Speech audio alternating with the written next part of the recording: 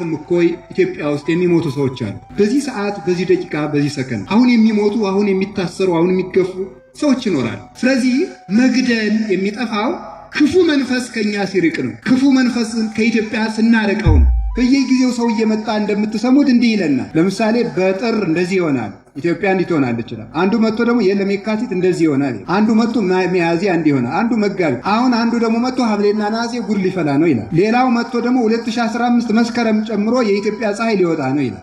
እንደዚህ ነው ተብሎ ነው ወይ ፀሐይ የሚወጣው? ኢትዮጵያስ የምትነሳው እንዲህ ብላ ነው ወይ? እኛ ዘመኑን አትመኑ፣ ይሄ ዘመን አትበሉ፣ ይሄ ዘመን በዚህ ቀጥሎ እንዲሆናል የሚል አትመኑ፣ ተረጋግታችሁ እግዚአብሔርን አምልኩ ስንል ያኛው ይመጣና ደግሞ የለም በግንቦት ባህር ዳር እንትን ተጠንቀቁ ይላል። ብድግ ብሎ ማለት በየጊዜው የግርግር ነቢያት፣ የግርግር ሰባኪያን፣ የግርግር ሐዋርያት፣ የግርግር ባይታውያን፣ የግርግር ቅዱሳን ይመጣሉ። ክላሽ ተሸክማ ሄደች አህያ ሁሉ ወታደር ትባላለች እንዴ? አትባልም። እንዴት ትባላለች? አተኳኮስን የሚያውቀው የሰለጠነው ባለሙያ ነው ወታደር የሚባለው። መጽሐፍ ቅዱስ የተሸከመ ሁሉ መምህር እንዴት ይባላል? መምህርን ሁሉ አትመኑት፣ መምህሪቱ ከእግዚአብሔር እንደሆነች መርምሯት እንጂ። ማኅበረ ሥላሴ የሚባል ገዳም አለና ጥጆቹ ሲጨበጨብላቸው ነው የሚጠቡ። ወደ 4000 ላሞች አሉ።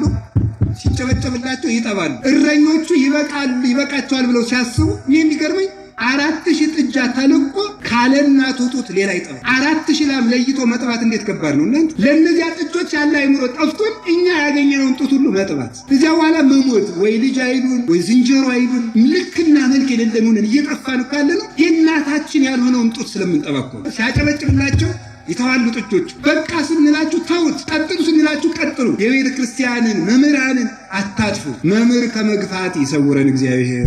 መንፈስ የተባለ ምንድነው? ትርጓሜ። የሀገራችን እንኳን መጽሐፍ ቅዱሱ አማርኛው እንኳን ትርጉም አለ። አልሙት ስንት ትርጉም አለው? እኔው ልናገረው እናንተን እየሰማው ጊዜ ከሚያልቅም። ልማቱን አልሙት ይሆናል። ሁለተኛ ደግሞ አልሙት አጥፉት ተብሎ የሚተረጉም። መብራቱን አልማው ካለ የገጠር ገበሬ አጥፋው ማለቱ። ስለዚህ አልሙት ሲል አጥፉት ተብሎ የሚተረጉማል ማለት። ዱቄቱን አልሙት ይሆናል ደግሞ አድቅቁት ተብሎ ሲተረጉም ማለት። ዓላማውን አልሙት ይሆናል። እኔ ሞት አልሙት ይሆናል።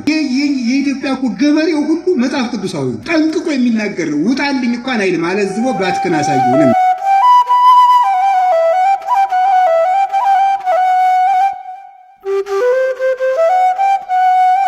በስመ አብ ወወልድ ወመንፈስ ቅዱስ አሃዱ አምላክ። በስመ አብ ወወልድ ወመንፈስ ቅዱስ አሃዱ አምላክ። በስመ አብ ወወልድ ወመንፈስ ቅዱስ አሃዱ አምላክ። በባህሪው ሞት በመንግስቱ ሽረት የሌለበት ቅድመ ዓለም የነበረ ዓለምን የፈጠረ ዓለምን አሳልፎ የሚኖር ቅዱስ እግዚአብሔር በሀብት ስቦ በረድኤት አቅርቦ በዚህ ቅዱስ ቦታ ስለሰበሰበን ስሙ የተመሰገነ ይሁን። እናታችን ቅድስት ድንግል ማርያም ወላዲተ አምላክ የእግዚአብሔር እናት፣ የቤተ ክርስቲያን ምልክት፣ የንጽህናችን መሰረት፣ ቅዱሳን መላእክት፣ ነቢያት፣ ሐዋርያት፣ ሰማዕታት፣ ደናግል፣ መነኮሳት፣ ቅዱሳን በረከታቸው ይደርብን።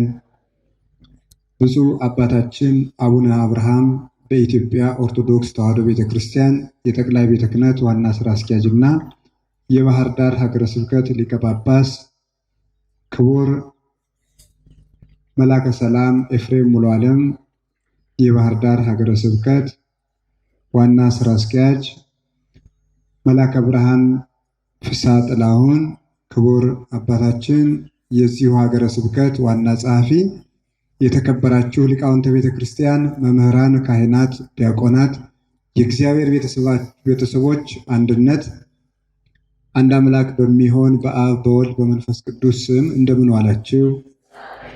እንደምን አመሻችሁ? እንደምን ቆያችሁ? ፈጣሪያችን እግዚአብሔር በቸርነቱ ስላቆመን ስሙ የተመሰገነ ይሁን። ከአሁን በፊት ላስተማሩን መምህራችን ቃለ ሕይወትን ያሰማልን። እንግዲህ የምንማርበትን ልቡናችንን ይክፈትልን። እግዚአብሔር በፈቀደልንና ባለን ሰዓት የምንማማረው የትምህርታችን ኃይለ ቃል መንፈስን አታጥፉ በሚል ርዕስ እንማማራለን። እስኪ በሉ ሁላችሁም፣ እስኪ በሉ ጨምሩ። መንፈስን አንደኛ ተሰሎንቄ ምዕራፍ 5 ቁጥር 19 ላይ ቅዱስ ጳውሎስ ለተሰሎንቄ ሰዎች የላከላቸው መልእክት ነው። እንግዲህ በቤተ ክርስቲያን ትምህርት ሲሰጥ ትምህርት ስንማር አንድ ጉዳይን ለመቅረፍ ታስቦ እና በአንድ ነገር ላይ እንድናድግ ታስቦ ነው ትምህርት የሚሰጠው። መጽሐፍ ቅዱስ ላይ የተጻፈው ኃይለ ቃልም ለዚሁ ነው። ይህንን ብታስተካክሉት ይሄ ይሞላላችኋል፣ ይህን ብትጨምሩት እንዲህ ትሆናላችሁ የሚል ነው። ዕውቀት እንድንሰበስብ ብቻ ስላልሆነ፣ ስለዚህ አሁን ዛሬ ቅድም የተማርነውን ይዘን አሁን በምንነጋገረው ኃይለ ቃል ደግሞ የምንተወውና የምንጨምረው ነገር ሲኖር በዚህ ከእግዚአብሔር ጋር እንገናኛለን ማለት ነው። ስለዚህ እግዚአብሔር በቅዱስ መጽሐፍ ካዘዘን ትእዛዝ አንዱ መንፈስን እንዳታጠፉ የሚል። ትውልድም ሆነ ሀገርም ሆነ ሕዝብ የሚጠፋው እሱ መንፈስን ሲያጠፋ ነው። መንፈስን ካጠፋን እኛም እንጠፋለን። እግዚአብሔር ስለዚህ መንፈስን አታጥፉ ሲል መንፈስን ካላጠፋችሁ እኔም አላጠፋችሁም ማለቱ ነው። መንፈስን የምታጠፉ ከሆነ ግን እኔም እናንተን አጠፋችኋለሁ ሲል ነው። ስለዚህ እንዳንጠፋ የሚያደርገን ምንድነው? መንፈስን አለማጥፋት ነው። ቅድም መምህራችን ይመውት ዜን ወለዛ ሀዩ ብለው አስተምረውና እኖራለሁ እንጂ እድናለሁ እንጂ አልሞትም። እንዳንሞት የሚያደርገን አንዱ መንፈስን አለማጥፋት ነው። እንድንሞት የሚያደርገን ደግሞ መንፈስን ማጥፋት ነው እና ቅዱስ ጳውሎስ በደንብ አድርጎ አስጠንቅቆታል። ይህንን ዘመንም ይህንን ያለንበትን ወቅትም አሻግሮ ከደህና ወቅት የሚያደርሰን መንፈስን ያላጠፋን እንደሆነ ነው። ሰዎች ግን እየመጡ በሚነግሩን ነገር እንግዲህ የሰምታችኋል። ልብ ብላችሁ ሁላችሁም አስተውሉ።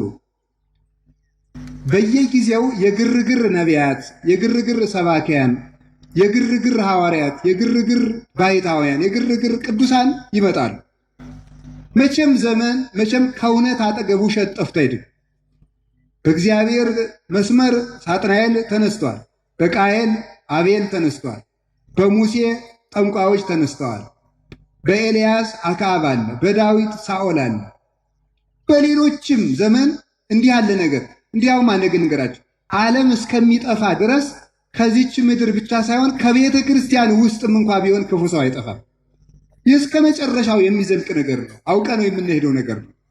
ስለዚህ በየጊዜው ሰው እየመጣ እንደምትሰሙት እንዲህ ይለናል። ለምሳሌ በጥር እንደዚህ ይሆናል፣ ኢትዮጵያ እንዲህ ትሆናለች ይችላል። አንዱ መጥቶ ደግሞ የለም የካቲት እንደዚህ ይሆናል። አንዱ መጥቶ ሚያዝያ እንዲህ ይሆናል፣ አንዱ መጋቢት። አሁን አንዱ ደግሞ መጥቶ ሐምሌና ነሐሴ ጉድ ሊፈላ ነው ይላል። ሌላው መጥቶ ደግሞ 2015 መስከረም ጨምሮ የኢትዮጵያ ፀሐይ ሊወጣ ነው ይላል። እንደዚህ ነው ተብሎ ነው ወይ ፀሐይ የሚወጣው? ኢትዮጵያስ የምትነሳው እንዲህ ብላ ነው ወይ? የኢትዮጵያ ትንሣኤ እያለ ሁሉም ሰው ይናገራል። የተሾመውም የተሻረውም የበቃውም ያመነውም ያለመነውም የኢትዮጵያ ትንሣኤ ቀርቧል ይላል። የኢትዮጵያ የምትነሳው ምን ሆና ነው? ሞታን መሆን አለበት እኮ። ልትነሳ ከተባለ ሞታ የሚል አለ። ወይም ደግሞ ካልሆነ ወድቃ መሆን አለበት። ካልወደቀች ልትነሳ አንልም፣ ካልሞተች ልትድን አንልም። ከሞተችስ የሞተው ምኗ ነው ካልን ደግሞ መንፈስ ሞቶ ነው። መንፈስ ሞቶ ነው። መንፈስ ከሞተ የሚነሳው መንፈስ ሲነሳ ነው። ያ መንፈስ ምንድን ነው? መንፈስ የጋራ ስም ነው። ነፋስም መንፈስ ይባላል፣ አጋንንትም መንፈስ ይባላል። እነሱ መገዳደልን ያመጣሉ። የሚያጠፋው መንፈስ ማን ይባላል? ጋኔን ነው። ሰይጣን ዲያብሎስ መገዳደልን ያመጣል። እስመም ትካት ቀታሌ ነፍሰ ሰብ ውእቱ፣ እርሱ ከጥንት ጀምሮ ነፍሰ ገዳይ ነው። ሰይጣን ከጥንት ጀምሮ አንዱ ግብሩ ውሸት፣ ማታለል፣ ማስመሰል፣ የሐሰት ጥቅስ መጥቀስ እና ነፍስ መግደል፣ ማገዳለል፣ በግፍ መደሰት የሰይጣን ተንኮሉና ግብሩ ነው። መታወቂያው ይሄ ነው። ቅዱስ ጳውሎስ በሰይጣን እንዳንታለል የእሱን ተንኮል አንስተውም ይላል። በዚህ ዘመን የምንታለለው የሰይጣንን ተንኮል ካለማወቅ ነው። የሰይጣንን ተንኮል ያወቀ ሰው በእግዚአብሔር ቸርነት ለመመራት ይቻለዋል። ዲያብሎስ ከሚጠላቸው ሰዎች መካከል ተንኮሉን የሚናገርበት ሰው አይወድም። ተንኮሉን እንዲገባንም አይፈልግም። እንዳይገባን አድርጎ ማጥፋት ስለሚፈልግ ነው እያታለለን። እንዲያውም የጸደቅን እንዲመስለን ሁሉ እያደረግን የማንፈጽመውን ትልቅ ገድል እንድንጀምር ጭምር እያደረገ የአቅማችን ጽድቅ አስትቶ ትልቅ ጽድቅ በማስጀመር ጭምርም በመዋጋት በመሸንገልና በማታለል እንደወደቅን እንኳን እንዳይገባን በማድረግ ዲያብሎስ ይጥለናል። አንዱ መንፈስ እሱ ነው። ዋናው ጋኔን መንፈስ ነው። እሱን ስናጠፋው ሌላ መንፈስ ትክክለኛው መንፈስ ይኖረናል። ያ ሲኖረን መገዳደል ይጠፋል። አንድ ነገር እንገራችሁ። መንፈሳዊ ሰው ክፉ መንፈስን ያጠፋል። ክፉ መንፈስን ስናጠፋው መገዳደል ይቆማል። በዚህ ወቅትም እኮ ኢትዮጵያ ውስጥ የሚሞቱ ሰዎች አሉ። በዚህ ሰዓት፣ በዚህ ደቂቃ፣ በዚህ ሰከንድ አሁን የሚሞቱ፣ አሁን የሚታሰሩ፣ አሁን የሚገፉ ሰዎች ይኖራሉ። ይህን መገዳደል ምንድን ነው የሚያቆመው ሲባል መንፈስን ማጥፋት። ለምሳሌ 3 አጭር ነገሮችን ልንገራችሁ። መንፈሳዊ ሆነው መንፈስን ገስጸው የህይወት መንፈስን ይዘው የሚገድል መንፈስን ገስጸው ህይወት ያስቀጠሉ አባቶች አንዱ ቅዱስ ዳዊት። ቅዱስ ዳዊት ምንድን ነበር? መንፈሳዊ ሰው፣ የእግዚአብሔር መንፈስ ያደረበት ሰው። 7 ሀብታት አድረውበታል። ሀብተ መንፈስ ቅዱስ በሱ ላይ አለ። በሳኦል ደግሞ የቅናት መንፈስ አለበት። እንግዲህ ደጋግሜ ያልኩት ሌሎች መምህራንም ያስተምሩታል። እኔ በቆምኩበት ቦታ ላይ ደጋግሜ የምናገረው ነገር አለ። የዲያብሎስ 3 ዋና ተንኮሎች የሚባሉት ቅናት፣ ምቀኝነትና ትዕቢት ናቸው። 3ቱም ቅደም ተከተል አላቸው። ትዕቢተኛ ሰው ይቀናል፣ የሚቀና ሰው ምቀኛ ይሆናል። የሚመቀኝ ሰው ደግሞ ነፍስ መግደል ነው። እኔ ትልቅ ነኝ ብሎ የሚያስብ ሰው ሌላውን ትንሽ አድርጎ ስለሚያስብ ሊተካከለኝ ነው ብሎ የሚያስበውን ሰው ሁሉ እየገደለ ይኖራል፣ ይመቀኘዋል፣ አይፈልግም። ስለዚያ በውስጥ ያለስ መቀናት ትበለውም ለልበ ብዙኃን በመዓት ቅናት የብዙ ሰዎችን ልብ እንደ እሳት ትበላቸዋለች ብሎ ሰሎሞን እንደተናገረ በሳኦል ያለ የቅናት መንፈስ፣ በቅዱስ ዳዊት ላይ ያለ ደግሞ የህይወት መንፈስ። ሳኦል ምን አደረገ? አንድ ቀን አታሎ ያንን አታሎ ዳዊት ወልደ ቃለ ከማይዘኒ ዳዊት ልጄ ዳዊት በገናውን ስትደረድር መዝሙርን ስትዘምር ያንተ ቃል እኮ ልብ ይሰብራል፣ ያንተ ልብ እኮ ያንተ ቃል ልብ ይመስጣል፣ እባክህን በገና ደርድርልኝ ዘምርልኝ ብሎ ጠራው። እሱ እውነት ነው ብሎ ይደረድራል። ሄዶ ሲደረድርለት ከግድግዳ ተጠግቶ የተቀመጠውን ቅዱስ ዳዊትን ከግድግዳው ጋር በጦር አጣብቶ ለመግደል ጦሩን ወረወረ። ሲወረውር ቅዱስ ዳዊት ምን አለ? አድነን እግዚኦን በሲኩይ፣ አቤቱ ከክፉ ሰው አድነኝ የሚለውን ቃል ከአንደበቱ ሲናገር ሰይፉ ግድግዳው ላይ አርፎ ቅዱስ ዳዊት ተሰወረ፣ ወጥቶ ሄደ። አያችሁ፣ በዳዊት ላይ ያለው በቅዱስ ዳዊት ላይ ያለው የህይወት መንፈስ በሳኦል ላይ ያለውን የመግደልና የደም ማፍሰስ መንፈስ አቅም እንዲያጣ ያደርገዋል። ሌላ ደግሞ አንድ ልጨመረላችሁ። አንዱ ማን ነው? ኤልያስ ነው። ኤልያስ ህዝቡ ጣዖት እያመለከ ቢያስቸግረው ከዚህ ሁሉ ነገር እኮ ይህ ህዝብ ጣዖት እያመለከ በሃይማኖት እየተለያየ ያስቸገረ ከእውነተኛው ሃይማኖት እየወጣ ያለ ቢጠግብ ነው። በዓለም ላይ እኮ ብዙ እምነትን ያፈላው ጥጋብ እኮ ነው። ምን መሰላችሁ? ቢጠግብ ነው። ስለዚህ ዝናብ አዝነመ በፀሐይ አብቀለ፣ በዝናብ አብቀለ በፀሐይ አብስለ አታበላቸው፣ ሰማይ ይዘጋ ብሎ ዘጋው። 3 ዓመት ከ3 ወር በሙሉ ዝናብ ሳይዘንም ከቆየ በኋላ ምን ሆነ? ኤልያስ እግዚአብሔር ሂድና ዝናብ አዝን ብሎ ላከው። አክዓብ ኤልያስን ፍለጋ ሲንከራተት ኤልያስን አግኝቸው አንድ ቀን ገድየው። ይሄን ነፍሰ ገዳይ እሱ ሊገል እያለ ይሄን ነፍሰ ገዳይ ይላል። እንስሳት አራዊት በሞት በውሃ ጥም እንዲያልቁ ያደረገ ሰማይ እየለጎመ ባገኘሁት አለ። አገኘው። ሲያገኘው አንተኑ ዘተገፈተኦሙ ለእስራኤል፣ እስራኤልን የረጅም አጭር፣ የቀይ ጥቁር፣ የወፍራም ቀጭን የምታደርገው እስራኤልን የምትገለባብጥ ሰማይ ለጉመ ሀገር የምታፈርስ ኤልያስ አንተን አለው። አኳ አነ ዘገፈተኦሙ ለእስራኤል፣ እስራኤልን የምገለባብጣቸው እኔ አይደለሁም፣ አንተና የአባት ቤት ጣዖት እያመለካችሁ አንተ ነህ እስራኤልን የምትገለብጥ አለው። ሊቃውንት እዚህ ላይ እንዲህ ሲለው ተመልከቱ። በላውንም ሂድ ወደ ቤት ግባ እግዚአብሔር ዝናብ ያዘንባል አለ። አይ የለም እንደሱ አይደለም፣ ታሪኩን የፊተኛውን ወደ ኋላ መጣው። እኔ አይደለም እስራኤልን የምገለባብጥ፣ አንተ ንጉሡ ነህ፣ አንተን ሀገሪቱን የገለበጥካት አለው። እንዲህ ሲለው ምን አደረገ? ተመልከቱ። አሁንም እስከ መቼ ነው በሁለት ሐሳብ የምታነክሱት? መስዋዕት እናቅርብ፣ መስዋዕቱን የተቀበለለት አምላክ ይመለክ አለ። እሱ ለእግዚአብሔር እነሱ ለጣዖት ሰው፣ ጣዖቱ ተሸነፈ፣ እግዚአብሔር መስዋዕት ተቀበለ። ቁም ነገሩ እዚህ ልናገረው የፈለግኩት አንድ ነገር ነው። የኤልያስን ታሪክ በሌላ ጊዜ በሰፊ ትማሩታላችሁ። ምን ማለት ነው? ሊቃውንት ምን ይላሉ? ንጉሡ ሊገለው የሚፈልገውን ኤልያስ ባገኘው ጊዜ ያልገደለው ለምንድን ነው? እንዴት የፎከረበትን ነቢይ አልገደለውም ቢባል በኤልያስ ላይ ያደረው የሕይወት መንፈስ በአክዓብ ላይ ያደረው የመግደል መንፈስ ገስጾት ነው ይላል። ገስጾት ሊገለው የመጣውን ነቢይ ሳይገለው ተመለሰ። ሊገሉን የመጡትን ሰዎች የሚመልሳቸው መንፈስ በእኛ ላይ ሲኖር ነው። መንፈሳዊነት ሲኖረን ነው። ሌላ አንድ ልጨምር፣ 3 ስላልኳቸው በሐዲስ ኪዳን የተደረገ ቅዱስ ጳውሎስ በአንድ ወቅት ረሃብ አስቸግሮት ነበረ። ዋሻ ውስጥ ተቀምጦ ረሃብ አስቸገረው። ሲያስቸግረው ምን አደረገ? ወጥቶ እንዳይሰብክ እሱ የሚሰብክባቸው ሰዎች ሰው ይበላል። ዋሻ እንዳይቀመጥ ረሃብ ሊበላው ነው። አይ እመቤቴ ምን አለ ልጅሽን ለምነሽ የዕለት እንጀራ ቢሰጠኛል። ወጥተህ ስበክ አለችው። ይገሉኛል፣ የክርስቶስ ወታደር ነኝ ብሎ ሞት ፈርቶ የሚሆን ነገር የለም። ወጥተህ ስበክና ከሞትክም ሙት አለችው። እሺ ብሎ ወጥቶ ሄደ። በጀልባ ተሳብሮ ለስብከት ሲሄድ ሰዎቹ ሊበሉት በሌላ ጀልባ ተከተሉት። መጡበት፣ ከሱ አቅጣጫ ከተቃራኒ አቅጣጫ መጡበት። ሊበሉኝ ነው አለ ቅዱስ ጳውሎስ። እመቤታችን ምን አለችው? በጌታዬ በኢየሱስ ክርስቶስ ስም በእናቱ ምልጃ እያልክ ውሃውን እየቆነጠርክ እርጫቸው አለች። ከመሃል ባህር ላይ ዋጡ ይበሉ ሲል ተመልከቱ። ምን አደረገ? ውሃውን እየቆነጠረ ሲረጫቸው የእግዚአብሔር አገልጋይ ጳውሎስ ሆይ የሕይወትን ትምህርት አስተምረን፣ አጥምቀን፣ ወደ ሕይወት መንገድ ምራን እያሉ ተመለሱ ማለት ነው።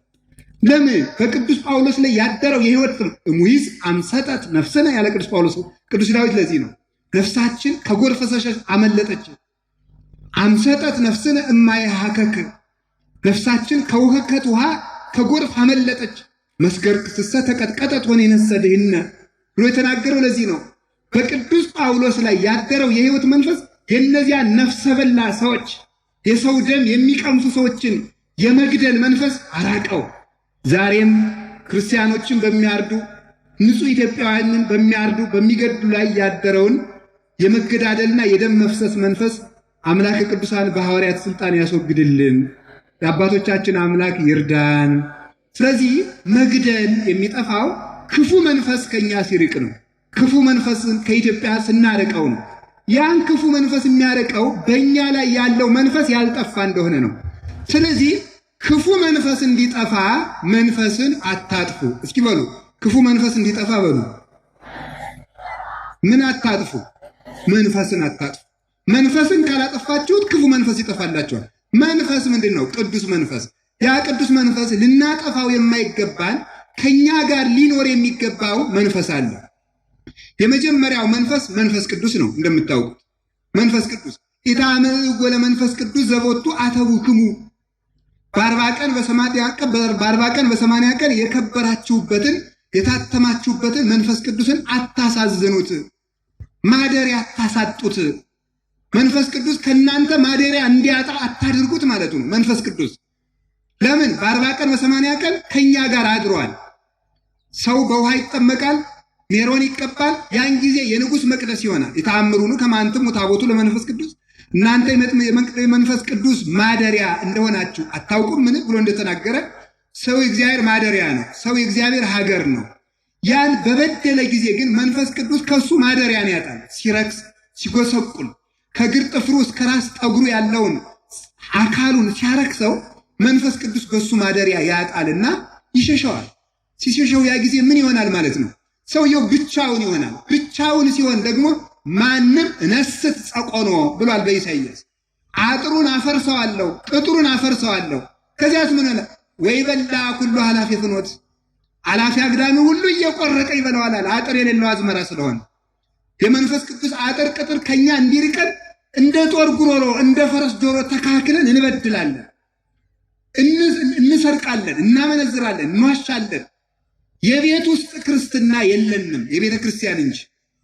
የቤት ውስጥ ክርስትና የስልክ ክርስትና እንኳን የለንም እኮ። ስልካችን እንኳን በአቅሙ ክርስቲያን እንዳይሆን ስንት ጉድ ይዘንበታል። ቤታችን ክርስቲያንነት የለውም። ስለዚህ እንዲህ ያለ ሕይወት ስለሌለን መንፈስ ቅዱስ ከኛ እንዲሸሽ እያደረግነው ነው። ክፉ እየሰራችሁ አታሳዝኑት፣ ራሳችሁን አታርክሱትም። እንደዚያ ስንረክስ መንፈስ ቅዱስ ከኛ ሲርቅ ብቻችን እንሆናለን፣ ሁሉ ይቆርጠናል ማለት ነው። እግዚአብሔር ከኛ ጋር ከሆነ ግን ምን ይሆናል? ለመ እግዚአብሔር ምስሌነ መኑ ይክለነ፣ እግዚአብሔር ከኛ ጋር ከሆነ ግን ማን ያሸንፈናል? እግዚአብሔር ከኛ ጋር የሚሆነው ምንድነው? መንፈስ ቅዱስ ከኛ ጋር ሲሆን፣ መንፈስ ቅዱስ ከኛ ጋር የሚሆነው በምንድነው? በቤተ ክርስቲያን፣ በቅዳሴ፣ በኪዳን፣ በጸሎት፣ በመንፈሳዊ ቡራኬ፣ በንስሐ፣ በእንደዚህ ያሉት ሁሉ በቅዱስ ቁርባን መንፈስ ቅዱስ ከኛ ጋር ይሆናል። ከቤተ ክርስቲያን፣ ከኪዳን፣ ከቅዳሴ፣ ከቁርባን፣ ከጸሎት፣ ከክህነት እነዚህ ሁሉ የመንፈስ ቅዱስ ምንድናቸው? የመንፈስ ቅዱስ መግቦት የሚፈጸምባቸው ናቸው። የክርስቶስን ሥጋና ደም ስንቀበል መንፈስ ቅዱስም አብም ወልድም ከኛ ጋር ይሆናሉ። በክህነት ስንባረክና ከንስሐ አባት ሳንርቅ ሲቀር መንፈስ ቅዱስ ከኛ ጋር ይሆናል። ቤተ ክርስቲያን የመንፈስ ቅዱስ አዳራሽ ናት። ከቤተ ክርስቲያን ሳንታጣ ስንቀር መንፈስ ቅዱስ ከኛ ጋር ይሆናል። ጸልየን ስንወጣ የመንፈስ ቅዱስ ማደሪያው መንፈስ ወይም ነፍስ ስለሆነች ነፍስ ስትቀደስ መንፈስ ቅዱስ በእኛ አድሮ ስለሚኖር ያን ጊዜ ብቻችን አንሆንም። ወጥተን የምንገባው እግዚአብሔር አብሮን ወጥቶ አብሮን ሲገባ አብሮን ሲያድር ነው። ስለዚህ ሁለንተናችሁን ቀድሱት ነው። ስለዚህ መንፈስን አታጥፉ ማለት መንፈስ ቅዱስን አታሳዝኑት። እግዚአብሔር በኦሪት ዘፍጥረት ምዕራፍ 6 ላይ እነዚህ ሕዝቦች ሥጋ ብቻ ናቸውና መንፈስ በእነሱ ላይ አድሮ አይኖርም ይላል። እነዚህ ሕዝቦች መንፈስ ሥጋ ብቻ ናቸው። አንዳችም የነፍስ ቁም ነገር የላቸው። ውለው የሚያድሩት ወጥተው የሚገቡት የሚናገሩት የሚራመዱት የሚጨብጡት የሚሰሩት የሚማሩት የሚኖሩት ሁሉ ለሥጋ ብቻ ነው። ለሥጋ ብቻ ይሮጣሉና በእነዚህ ላይ መንፈስ አድሮ አይኖርም። የሚያስተዳድራቸው የሥጋ ምኞት ብቻ ነው። ለዚያ ምኞት ብቻ ስለሚኖሩ የሥጋ ምኞት ደግሞ በሥጋ ሊጠፋ ይገባዋል። እግዚአብሔር የንፍር ውሃ አምጥቶ አጠፋቸው። የጠፉት ሥጋ ብቻ ስለሆኑ ነው። ስለዚህ መንፈስን አታጥፉ። የ40 ቀን የ80 ቀን ምናችሁን መንፈስ ቅዱስን አሳዝናችሁ አታስወጡት። አባቶቻችን ምን ያሉ? ሀብትኬ መንፈስ ቅዱስ ውእቱ፣ ሀብትኬ ሰናይ መንፈስ ቅዱስ ውእቱ። በጎ ሀብትስ በለኝ መንፈስ ቅዱስ። እስኪ በሉ አንድ ጊዜ በጎ ሀብትስ በለኝ በሉ። ማን ነው አለ? መንፈስ ቅዱስ። በጎ ሀብት ይለዋል መንፈስ ቅዱስ ነው። የሚጠብቅ መንፈስ ቅዱስ ነው። የሚያኖር መንፈስ ቅዱስ ነው። የሚመግብ መንፈስ ቅዱስ ነው። ዕውቀት የሚያበራ መንፈስ ቅዱስ ነው። መንፈስ እግዚአብሔር ቅዱስ በእኛ ላይ ካለ አብርሆትም ይኖረናል፣ የበራ ልቡናም ይኖረናል፣ ኃይል ይኖረናል፣ ጽናት ይኖረናል፣ ጥባት ይኖረናል፣ ጸሎታችን እንኳን ይከናወናል። ስለዚህ መንፈስ ቅዱስ እንዴት እንደምንጸልይ አናውቅምና መንፈስ ቅዱስ ስለኛ ይፈርዳል ብሎ የሚናገረው ምንድን ነው? የሚጸልይ ልብ እንኳን እንዲኖረን የሚያደርገው መንፈስ ቅዱስ ነው። ስለዚህ ራስን መቀደስ ላይ በደንብ ትኩረት ብናደርግ እንደው መልካም ነው። እውነቴን ነው የምነግራችሁ፣ ደጋግሜ የምነግራችሁ ራስን ማንጻት ላይ ትኩረት ማድረግ አለብን። ራስን መቀደስ ላይ መንጻት ላይ ሌት ተቀን ለንጽህና እንጋደል፣ እንልፋ፣ እንድከም፣ የተጫነንን አቧራ እናራግፈው፣ እግዚአብሔር በእኛ ላይ እንዲያድር እናደርገው። ያን ጊዜ እናንተ ዝም ትላላችሁ፣ የእስራኤል አምላክ ስለ እናንተ ይዋጋል ተብሎ የተናገረው ይፈጸምና ጉልበታችን እግዚአብሔር ስለነሱ ስለኛ ይዋጋል፣ ይከራከራል። ተባ ውእቱ ዘያደቅቅ ይላል። ተመልከቱ፣ እርሱ የሰባሪዎችን መዝራይተ እኩያን የክፉዎችን ክንድ የሚሰብር እሱ ኃያል ነው፣ ጽኑ ነው። ጠቢብ ውእቱ ዘያረስ ምክረ መካሪያን የመካሪዎችን ምክር የሚያስረሳ ጥበበኛ ነው እግዚአብሔር። እግዚአብሔር በእኛ እንዲያድር ብቻ እንፍቀድለት። እኛ የቆረጥናቸው ዱላዎች፣ እኛ የፈተልናቸው ገመዶች፣ እኛ ያደራጃትናቸው የሳልናቸው ስለቶች ምንም ወግተው አያሸንፉም። የሚያሸንፍ እግዚአብሔር ነው። አሸናፊ እግዚአብሔር ከኛ ጋር እንዲሆን ብቸኛው መፍትሄ ሌት ተቀን ደክመን ከርኩሰታችን መላቀቅ ነው። እግዚአብሔር ሁላችንንም ያላቀን። ሁለተኛው መንፈስን አታጥቡ የተባሉት መንፈስ የተባሉ ቅዱሳን መላእክት ናቸው። ቅዱሳን መላእክት መንፈስ ይባላሉ። ከመላእክት ጋር አትጣሉ ነው። ከመላእክት ጋር አትጣሉ። ከመላእክት ጋር የተጣላ ሰው ምን ያደርጋል? ይቀሰፋል፣ ይጠፋል። ዕብራውያን ምዕራፍ 11 ቁጥር 17 ላይ እንዲህ የሚል ቃል ታገኛላችሁ። አኮሉ መላእክት መንፈስ ሙንቱ ለይትልአኩ ለመልእክት በእንተላህለውም ይረሱ ሕይወተ ዘላለም። መላእክት እኮ የዘላለም ሕይወት ለሚወርሱ ሰዎች የሚላኩ መናፍስት አይደላሉ? የዘላለም ሕይወት እንድንወርስ እንዳንቀሰፍ በእድሜያችን ተጠቅመን ርስት እንድንወርስበት የምንበቃው ሕይወት ያለው መልአክ ከኛ ጋር ሲሆን ነው። የሞት መልአክ የሚርቅልን፣ የሞት መልአክ ርቆ የሕይወት መልአክ መልአከከ ሄረ ወመራሄ ፈኑ ለነ የምንለው ለዚህ እኮ ነው። ቸር የሚመራ መልአክህን በየቀኑ ላክልን። ተመልከቱ፣ ሥራዬ ኩለነ ወይትድገነ፣ በየቀኑ በየመዓልቱ አንተ ስራን ቅጣን፣ ምራን፣ አስተዳድረን፣ በዚህ ውጡ በዚህ ግቡ በለን። የሚመራን የሚያስተዳድረን መልአክ አትንሳን፣ ቸር መልአክ ስጠን የሚባለው ስለዚህ ነው። መላእክት ግን ከኛ ሲረቁ ከመልአክ ጋር የተጣላ ሰው ይቀሰፋል። መላእክት መናፍስት ለዚያው የሕይወት ርስት ለመውረስ የሚላኩ መላእክት የዘላለም ሕይወት ለሚወርሱ ሰዎች የሚላኩ መናፍስት ከሆኑ ከመልአክ የተጣላ ሰው ለዘላለም ሕይወት አይበቃም። የዘላለም ሕይወት ክርስቶስ ቢሆን ወደ ክርስቶስ የሚደርሰው በመላእክት ነው። ሰው ከመልአክ ጋር ግን በምንድን ነው የሚጣላ? ሰው ከመልአክ ጋር የሚጣላው አንደኛ ዘረኛ ሲሆን፣ እንዲህ እውነቴን ነው የምነግራችሁ ማምላክ ነው። ብትቆረጥሙትም ባትቆረጥሙት ሰው ዘረኛ ከሆነ ከመልአክ ጋር ይጣላል። ከመልአክ ጋር የሆነ ሰው ግን የተጣላ ደግሞ ያልቃል። ለምን እንደሆነ ልንገራችሁ። መጽሐፈ ኢያሱ ምዕራፍ 5 ቁጥር 13 ላይ ያለ ቃል አንድ ኃይለ ቃል ብቻ ልንገራችሁ። ኢያሱ ኢያሪኮን አፍርሶ ወደ ኢያሪኮ ሊገባ ሲል በኢያሪኮ ውስጥ ሳለ ወሶበ ኮነ ኢያሱ ውስተ ኢያሪኮ ኢያሱ ኢያሪኮ በገባ ጊዜ ይላል መልአክን ትክ ብሎ አየ። ሰው መስሎ ታየው። ኢያሱ ያንን መልአክ እንዳየ አንድ ጥያቄ አቀረበለት። እምሰባ ዚአንኑ ወሚም እምጸርነ አንተ፣ ከወገኖቻችን ነህ ወይስ ከጠላቶቻችን ነህ ብሎ ጠየቀው። መልአኩን ነው እንግዲህ ልብ ብላችሁ ሰው ከኛ ወገን ነህ ወይስ ከጠላቶቻችን ነህ አለው። ከእናንተም ጋር ነኝ ሳይል ከጠላቶቻችን ሳይል አንሰ መልአከ ኃይሉ ለእግዚአብሔር፣ እኔ የእግዚአብሔር ወገን ነኝ አለ። የእናንተ ወገን ነኝ ሳይለው ማለት ነው። ያንተ ወገን ነኝ። እንግዲህ ሊረዳ የመጣ ኢያሱን ነው። መልሱ ምንድን ነበር? ከኢያሱ ለኢያሱ የመጣ መልአክ ያንተ ወገን ነኝ ሳይል የገሌ አይደለውም የእግዚአብሔር ለሆነ ሁሉ የምላክ ነኝ ሲለው እኔ እግዚአብሔር ምንድን ነው አለ? ኃያል ሊቀ መልአክ ነኝ አለው። ቅዱስ ሚካኤል ነው። እኔ እግዚአብሔር ወገን ነኝ፣ የእግዚአብሔር ለሆነ ሁሉ ይጥቆርም ይቅሳም ይቅላም ይጥቆርም ይወፍርም ይቅጠንም የምስራቅም የምዕራብም የሰሜንም የደቡብም ይሁን እላከዋለሁ፣ አገለግለዋለሁ፣ መግበዋለሁ፣ እጠብቀዋለሁ ሲለው ነው። እዚህ በኋላ ወወድቀ ኢያሱ በገጹ ወሰገደ ሎቱ፣ ኢያሱም ወድቆ በእግሩ በግንባሩ ፍግም ብሎ ሰገደለት ይላል። ለመላእክት ስግደት እንዲገባ ያንን በማድረጉ ኢያሪኮን ያፈረሰለት የቅዱስ መላእክት የቅዱስ ሚካኤል ጥበቃና ረድኤት ነው። የእግዚአብሔር ከሆንክ እረዳሃለሁ። ምን ማለት መሰላችሁ? ይህ ጥንቃቄ ከኛ ወገን ነው ወይስ ከፍልስጤማውያን ሲለው ያንተ ነኝ ያላለበት ምክንያት አንተም ነገ እንደ ፍልስጤማውያን ከበደልክ አንተን ማጠፋለሁ ሲለው የእግዚአብሔር እስከሆንክ ድረስ ከኔ ጋር ወዳጅነታችን ይቀጥላል፣ እረዳሃለሁ፣ ክፉ ስትሆን አንተንም እቀስፋለሁ ለማለት ነው። ከመልአክ ጋር አትጣሉ ያለው ለዚህ ነው። የገሌ አይለው። ቅዱሳን መላእክት የሁሉም ናቸው። ስለዚህ አንድ ክፉ መላእክት የአንድነት መላእክት ስለሆኑ ክፉ ሰውን የሚለያይ ሰውን ነገረ ሰሪ ሰውን የሚለያይ ሥራ የሚሰራ እግዚአብሔር 7 ነገሮችን ይጠላል፣ 6 ነገሮች ይጠላል፣ 7ኛውን አጥብቆ ይጸየፋል።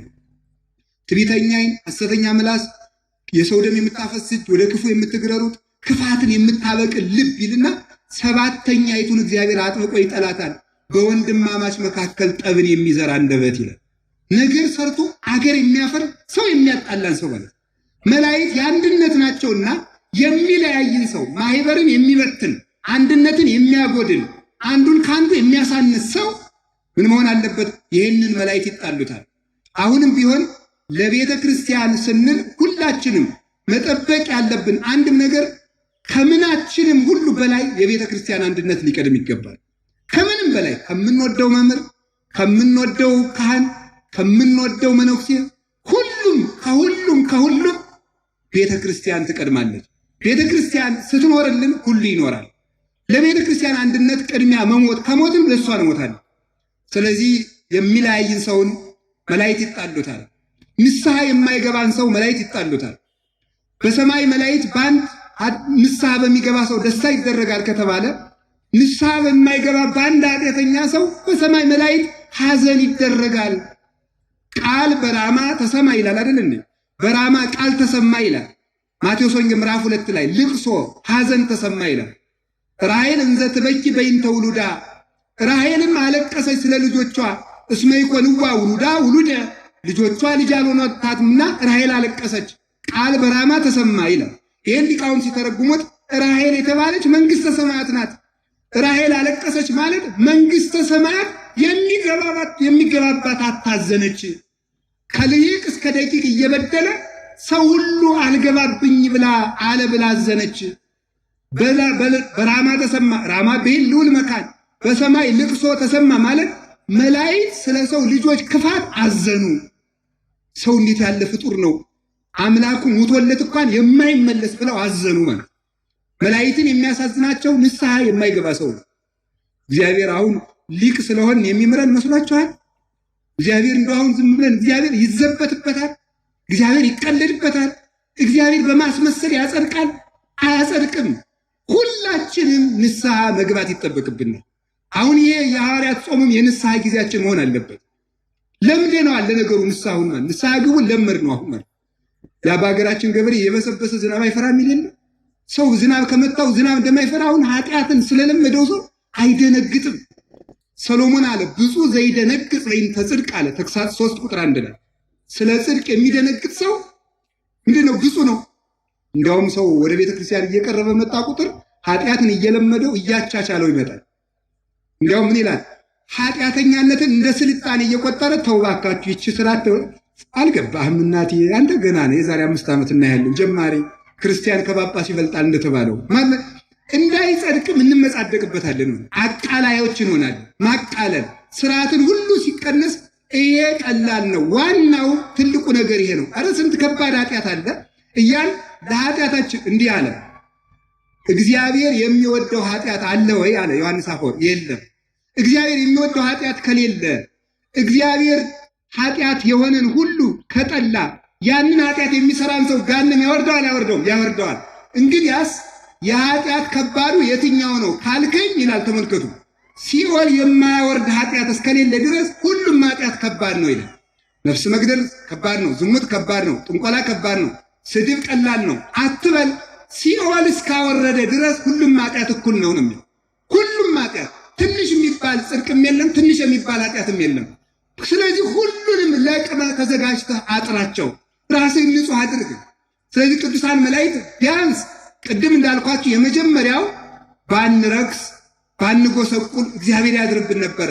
ከጎሰቆልን ደግሞ መላእክት ረድተው ወደ መንፈስ ቅዱስ እንዲያቀርቡን ደግሞ በንስሐ መንጻት ይገባናል።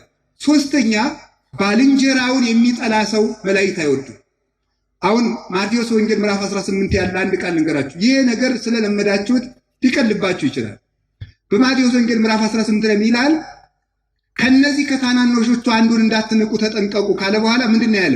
መላእክቶቻቸው የአባቴን ፊት ያያሉና ይላል። መላእክቶቻቸው ያለው ምኑን ነው ስትሉ እኔ አንድን ሰው ስጠላው እኔ ይደንቀኛል። የራሴ ጠባቂ መልአክ አለኝ፣ የዚያ ሰው ጠባቂ መልአክ አለ። አሁን እኔ ያንን ሰው ስገፋውና ስጣላው የዚያ ጠባቂ መልአክ ብቻ ሳይሆን የሚከሰኝ የራሴ ጠባቂ መልአክ ከዚያ ጠባቂ መልአክ ጋር አብሮ ይከሰል።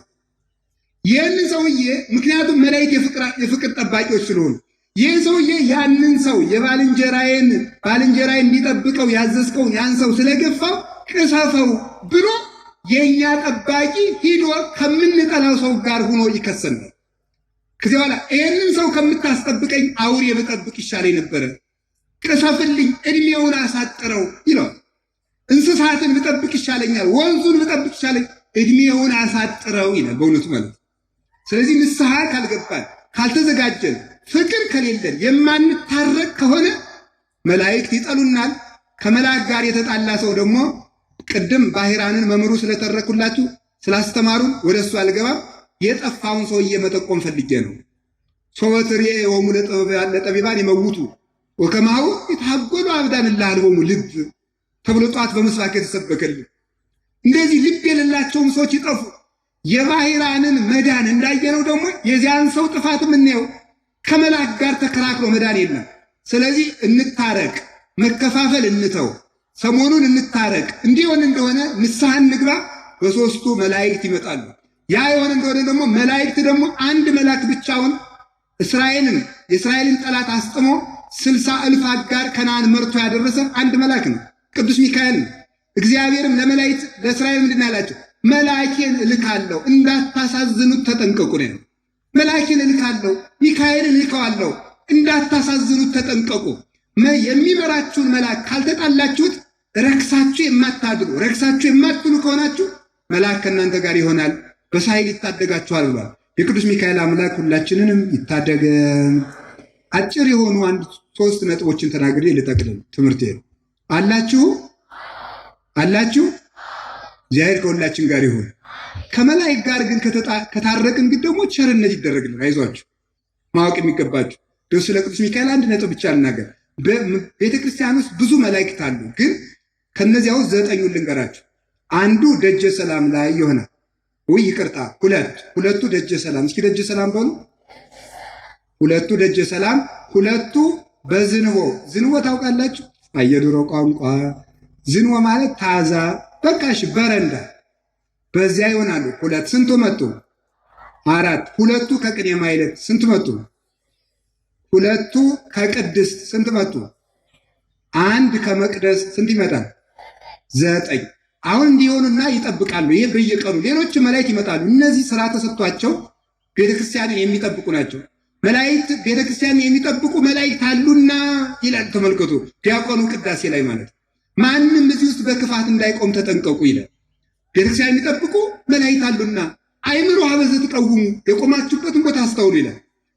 ሀገር ሲበደል፣ ፍርድ ሲጓደል ደጀ ሰላም ላይ ያሉት ሁለቱ መላእክት ዝንቦ ላሉት ኧረ ሀገር ጠፋ ብለው ይከሳሉ። ሁለቱ ደግሞ ምን ያደርጋሉ? ቅኔ ማኅሌት ላሉት ይናገራሉ። ቅኔ ማኅሌት ያሉት ቅድስት ላሉት ይናገራሉ። ቅድስት ላሉት መቅደስ ላይ አንድ መልአክ አለ፣ ለእሱ ይነግሩታል። እሱ ለቅዱስ ሚካኤል ይናገራል። ቅዱስ ሚካኤልም ለእግዚአብሔር ይናገራል። እግዚአብሔር ምን ይለዋል? ተመልከቱ። ይችን ሀገር መቅሰፍት አውርድባት ብሎ መቅሰፍት ለቅዱስ ሚካኤል ይሰጠዋል። ይህንን ሰይጣን የመስማት መብት አለው። ሰይጣን ማት የመስማት መብት ተሰጥቶታል፣ ምሕረት አልተሰጠውም። ኋላ ቅዱስ ሚካኤል በጎን ይገባና ቸር ስለሆነ ለሳሩ ሁሉ ነው የሚጸልየው። ቅዱስ ሚካኤል ማለት በራሱ ትርጉሙ ሩህሩህ ማለት ነው። አንዱ ትርጉሙ አንዱ መኑ ከመ እግዚአብሔር አምላክን ማለት ነው። አንዱ እጹብ ነገር ማለት ነው። አንዱ ሩህሩህ ማለት ነው። እና ሳሩ እንኳን ያለ ጊዜው እንዳይቆነጠስ ይጸልያል። መሐሮሙ ጊዜው ወተሳሃሎሙ ይላል ሊቃውንቱ። በ10ቱ 40ቱ ትርብልና ቀን ሲተረጉሙ በ12ቱ ልመና ይቅርታን አስታርቀን የሚለውን አቤቱ ይቅር በላቸው የሚለው የግዙ ፊደል ሲቆጠር 14 ነው። በ14ቱ ልመና ይቅርታን አሰጥናል። ኋላ እግዚአብሔርን መሐር ተዘከር፣ ፍጥረትህን አታጥፋው፣ የሞትህላቸውን ሕዝብን አታጥፋቸው ብሎ ይለምናል። እግዚአብሔር ደግሞ ምን ይለዋል? ተመልከቱ። ምሕረት ስጥ ብሎ ምሕረት ለቅዱስ ሚካኤል እጅ ይሰጠዋል። እግዚአብሔር ለምድር የሚሰጣት ምሕረት ሁሉ የሚወርደው በቅዱስ ሚካኤል እጅ ነው። እግዚአብሔር ለምድር የሚሰጣት ቸርነት ሁሉ ማለት ወሚካኤል ሊቀ መላእክት አሐዱ መላእክት ቅዱሳን እስመ በዲበ ሰናይቱ ለሰብእ አዛዚ መጽሐፈ ሄኖክ ምዕራፍ 6 ቁጥር 5 ላይ ቅዱስ ሚካኤል እግዚአብሔር ለሰው ልጅ በሚያደርገው መልካም ስራ ላይ ሁሉ የቅዱስ ሚካኤል እጅ አለበት። እግዚአብሔር ለሰው በሚያደርገው መልካም ነገር ሁሉ እዚህ ኋላ ቅዱስ ሚካኤል አምጥቶ መቅደስ ላለው መልአክ ይሰጠዋል። አያችሁ፣ ቸርነት በመቅደስ ይመጣል ማለት ነው። በመቅደስ ያለው ለቅድስ፣ ቅድስ ላለው ለቅኔ ማኅሌት፣ ቅኔ ማኅሌት ላለው ዝንቦው ለደጀ ሰላም፣ የደጀ ሰላም ምሕረት ለሀገር ይተርፋል። እግዚአብሔር በቅዱስ ሚካኤል እጅ ምሕረትን ይላክልን እንድንማር ሆነንም ለመገኘት ያብቃል።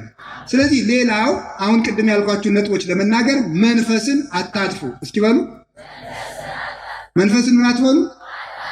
አንደኛው ነፍሳችሁን አታጥፉ ነው። ቅድም ነግሬያችኋለሁ፣ ወደ እሱ አልገባም። መንፈስ የተባለ አንዱ ነፍስ ነው።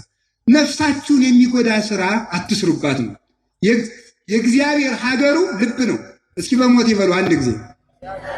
የእግዚአብሔር ሀገሩ ወዴት ነው? እናንተ የሚመስላችሁ የእግዚአብሔር ሀገሩ ገዳም ብቻ ነው የሚመስላችኋል። እስቲ 3 ቀን አንድ ገዳም ደርሼ ልምጣና እንዲሁ እረፍት ባገኝ መልካም ነው። ሂዱ፣ ጥሩ ነው፣ ታርፋላችሁ።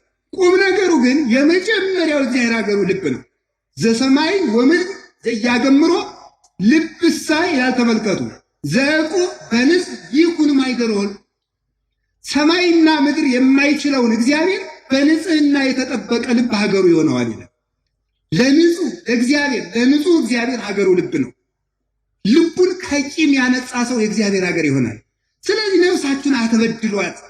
ነፍስ የምትፈልገው መዘመር ነው። አትስፈንባት፣ አትውጋት እባክህን። ህሊናችሁ እኮ እረፍት የሌለው ስልክ ደውላችሁ አታርፉም። እንደው ሰሞኑን ተጨናንቄያለሁ ምን ላድርግ ብላችሁ ስለደውላችሁ አታርፉም። የምታርፉት ነፍሳችሁን ባለመበደል ነው። ነፍሳችሁን አትበድሏት። እየዘፈናችሁ እየሰከራችሁ ለምን የምትበድሏት? ስለ ሰው ክፋት እያወራን ተንኮለኞች ሊሆን ለምን በድለዋል? ነፍሳችሁን በገዛቻችሁ አታጥፏት። ነፍሰ ገዳይ ማለት የገዛ ነፍሱን የሚገልሰው ነው። ጸልይልኝ ያለች ተኝቶ ታድራል። ጾምልኝ ያለች እየበላ አትበድል አትባክን። ነፍሳችን ከመበደል ይሰውረን። መንፈስን አታጥፉ። ነፍሳችንን ስለገደልናት ስጋችንን የሚገሉት በዙ። እየገደሉንም ነው። ስጋችሁን የሚገሉትን አትፍሩ ብሎ ነበር ጌታ።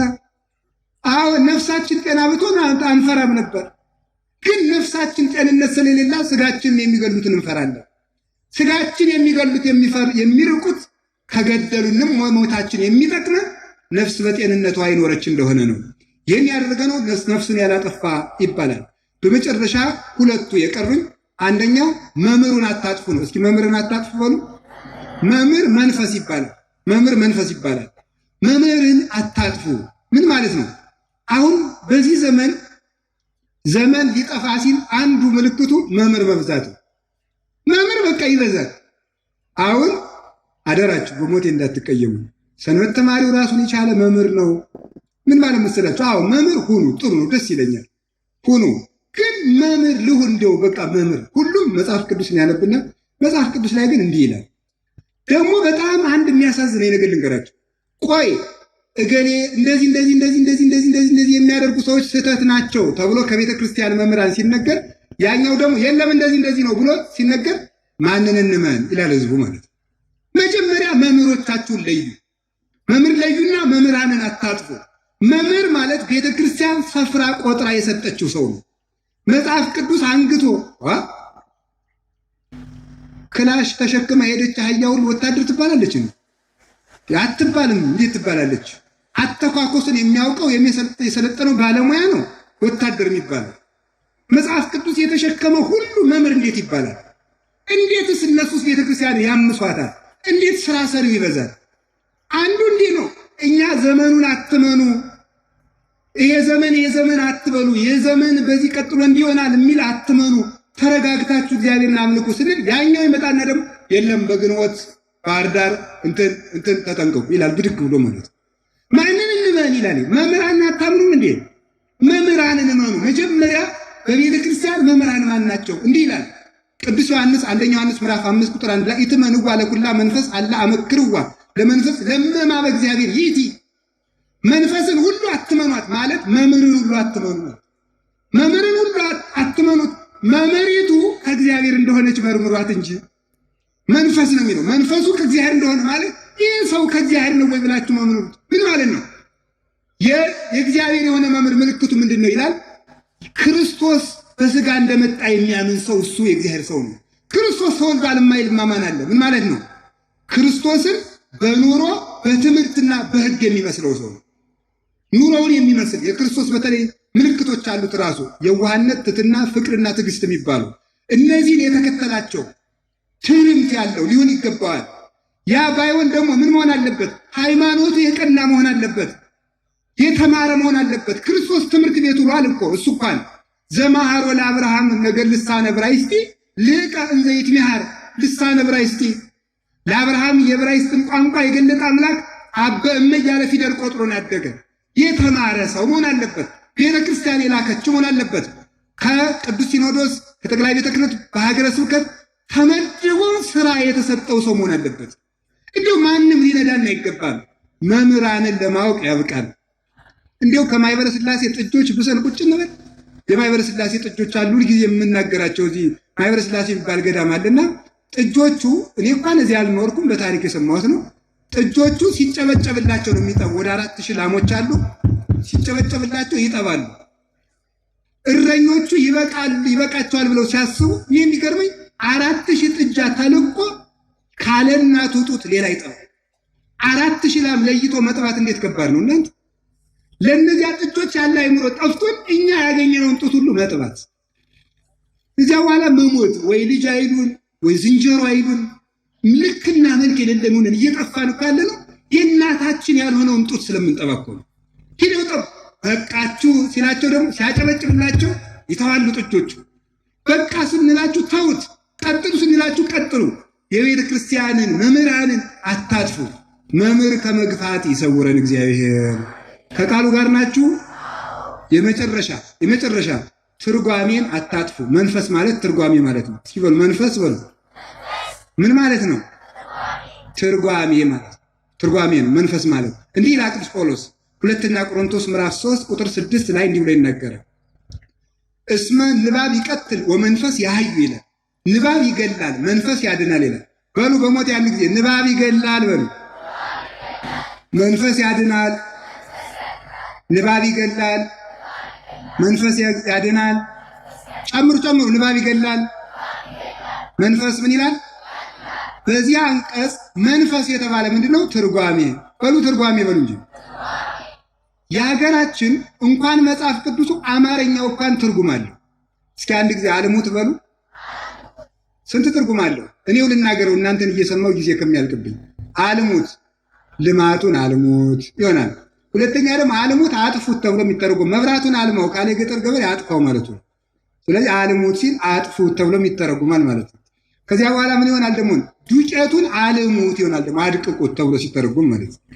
ከዚያ ዓላማውን አልሙት ይሆናል ደግሞ አንደኛው ትርጉሙ ደግሞ ቅድም መምህሩ የጠቀሱት ደግሞ እኔ ሞት አልሙት ይሆናል።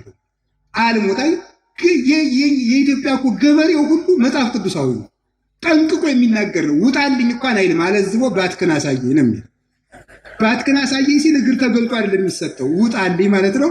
ጠባይን አሳምረ መውጣት ማለት ነው። ስለዚህ ሁሉም ነገር መስመር ይዞ የሚነገር ነው። ሁሉም ነገር ልክ አለው። ልክ ይኖራችሁ። አሁን ሳቃችሁም ልክ ይኖረው፣ ጊዜ እንዳጨርሱ። ከቃሉ ጋር ናችሁ። እግዚአብሔር ከሁላችን ጋር ይሁን። ስለዚህ ትርጓሜ ያስፈልገዋል። ለምሳሌ አንድ ነገር ልንገራችሁ። እጅ ብታሰናክል እስኪ በሉ ምን አድርጋት?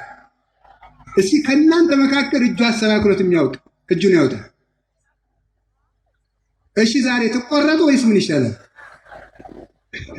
ይኸውላችሁ ይኸው ትርጓሜ ያስፈልገዋል እንጂ አሁን እንግዲህ አሁን የሁሉ ሰው በእጁ ያልሰረቀ ሊኖር ነው?